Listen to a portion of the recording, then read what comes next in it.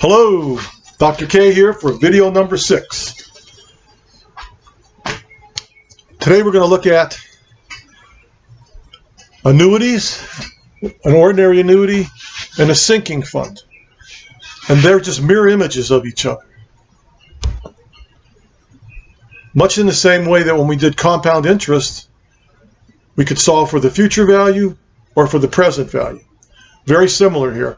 The only difference is that the present value is not a one-time investment at the very beginning of the process for the T years. Instead, it's a regular investment at the same occurrence as the compounding. So if it's yearly, it's a yearly principal. If it's quarterly, it's a quarterly principal. If it's monthly, it's a monthly principal. And the idea is to keep investing that, what they call cost price analysis. You make the same investment on a regular basis, and then you know the future value. So this is not a big lump sum. It's if you want to put $100 a month for 10 years at a certain percentage, you can see how much you get. So with that in mind, let's do number 1. So we're going to invest $1,200 annually for 30 years.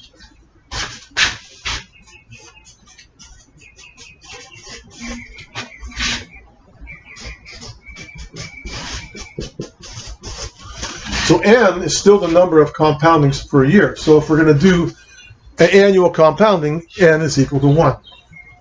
The interest rate, 3.5%.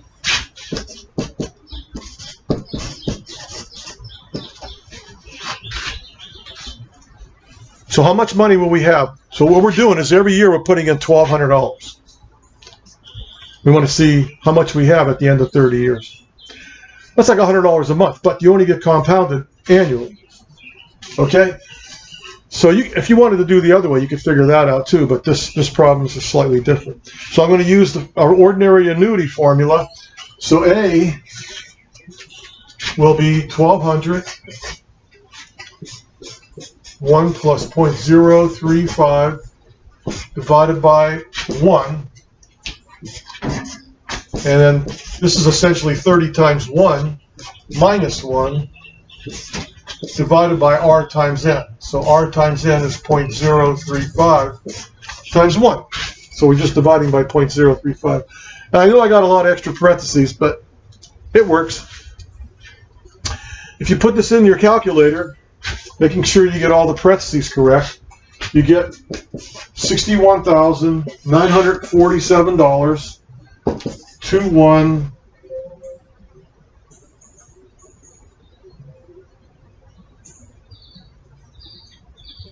Well, let me see what I do get, because I have a discrepancy here. Let's see what we get. So let's do it together. So 1,200, double left, 1,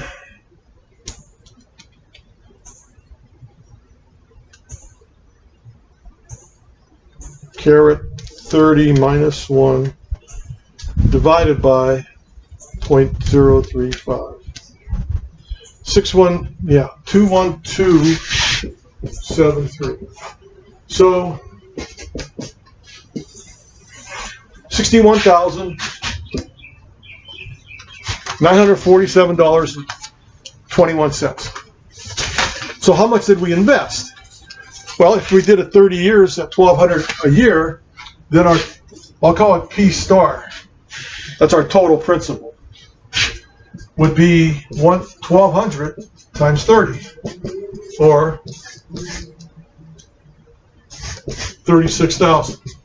So we turned $36,000 into almost $62,000 over the span of 30 years. Nice return.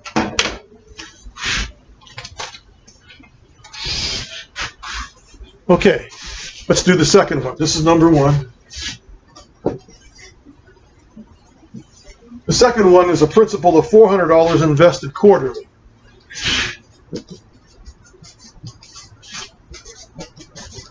Four quarters per year, so N equals 4.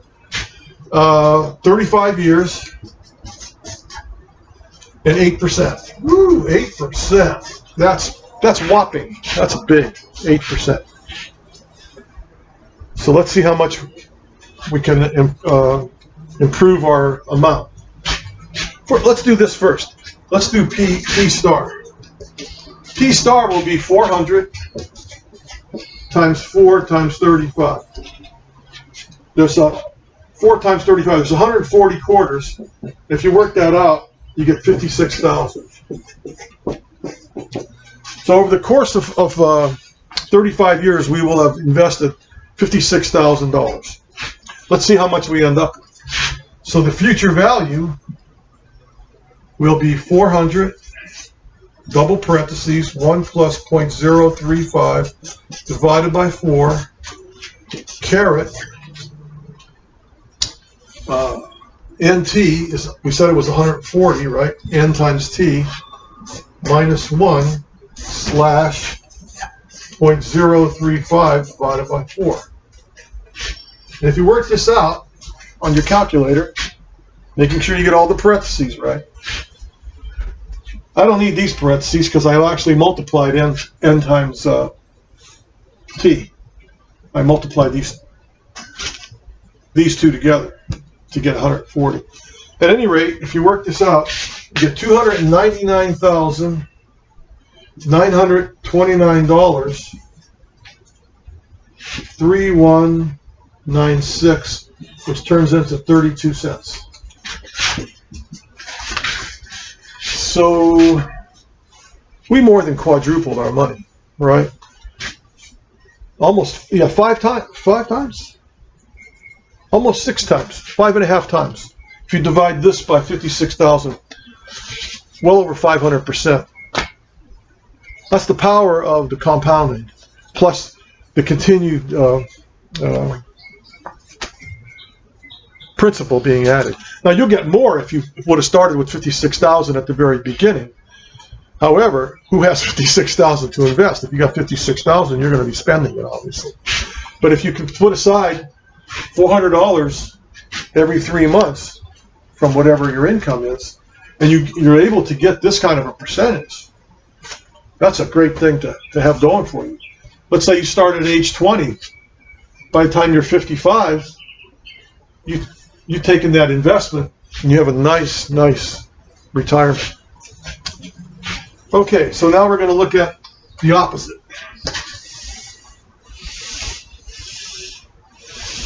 What a sinking fund does is it tells you how much principal you need on a regular basis to get a future value. You can see that you're solving for P right here.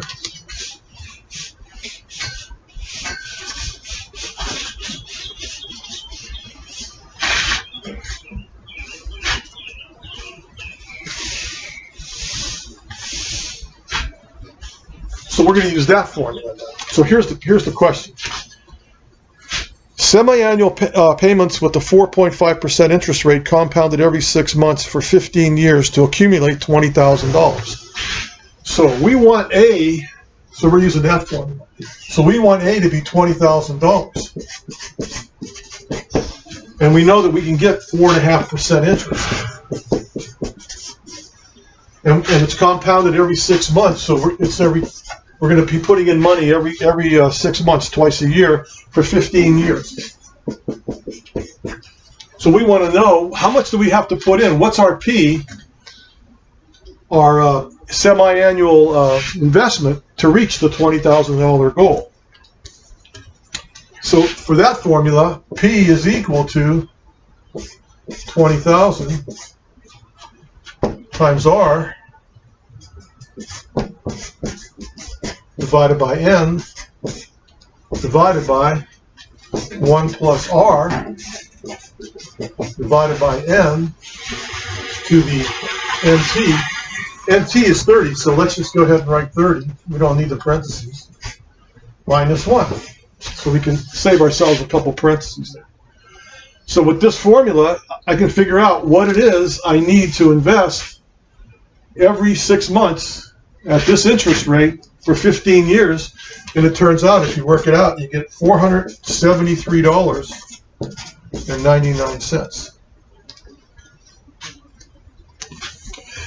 Now, for these, you always round up, because if you don't, you might end up, a couple of bucks short of the 20,000. So the protocol is always to round up, regardless of what the decimal is. This one, it turned out to be 98.68. So it was 96.86. So we rounded it up to 97. But even if it had been 93, we still would have rounded up to 97. Excuse me. If it had been 963, then we would have rounded up to 97. That's just the nature of the beast. Okay. Suppose I wanted to get $500,000. So this was number 3. I wanted to accumulate $500,000. And I knew that I could get 7.8% interest.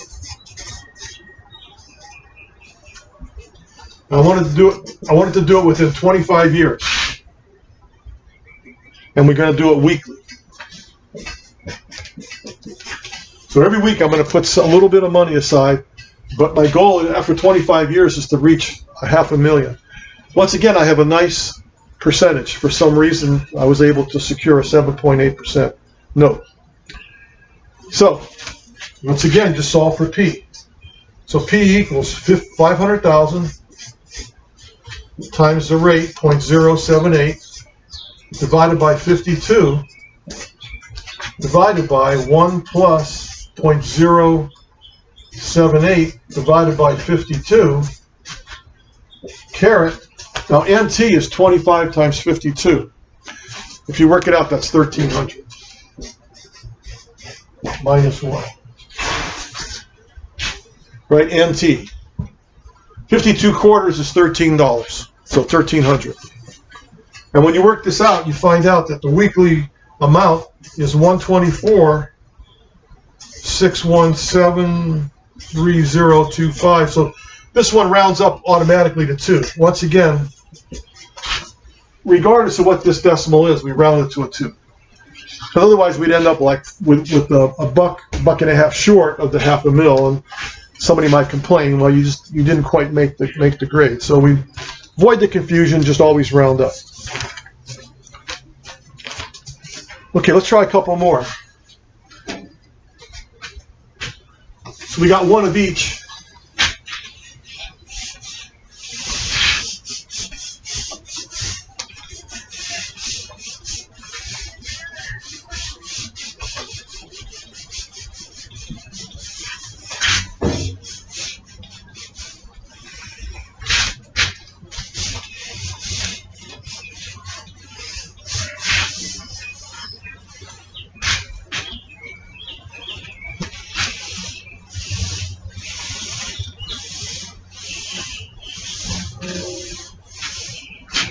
Okay, so we'll do one more of each.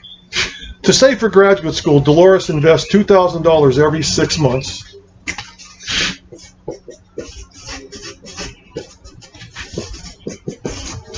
So P is 2,000. That's the principal she invests every 6 months. So N equals 2. Ordinary annuity with 7% interest. And she wants to know how much she'll have saved after 10 years.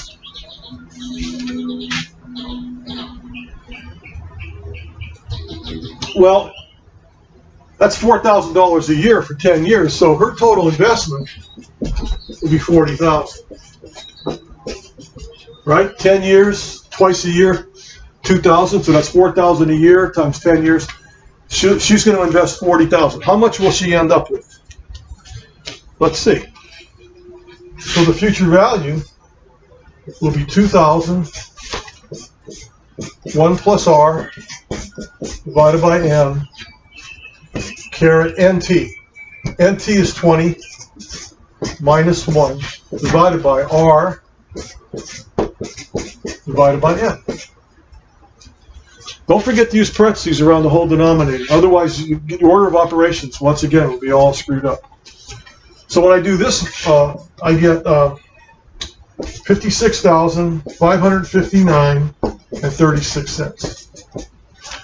So she gains about $16,500, a little bit more than $16,500 over 10 years.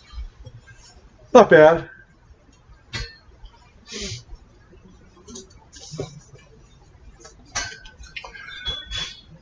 Okay, hope you're following along. Make sure, once again, make sure these formulas are printed out horizontally. I printed them out on the quiz number 6, so for your ease.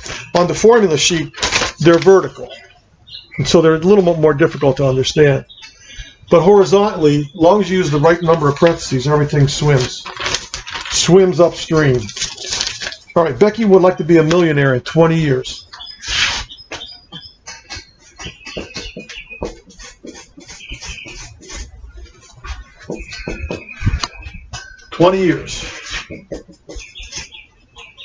How much will she need to invest quarterly in a sinking fund that pays 8%?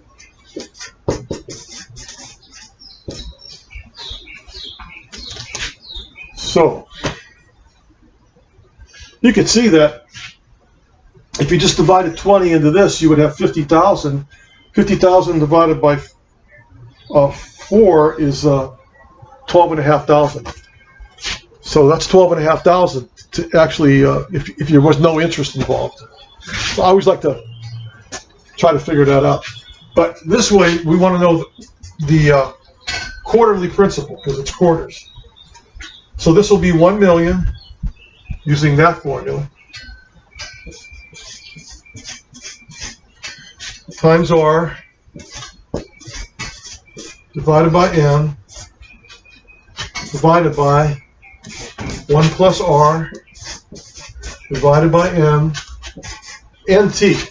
NT is 80. So let's just go ahead and use that. Minus 1. Anytime it's easy enough to figure out NT in either formula, go ahead and do it straight up. So when I do this, find out that the principal she should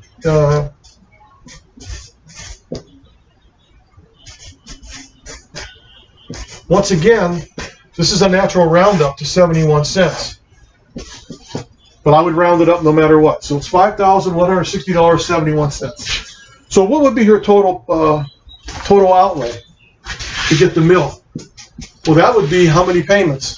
80 times 5,160.71. She would actually spend out of pocket less than $500,000. She would double her money, more than double her money. Well, more than double. That's like 150% interest.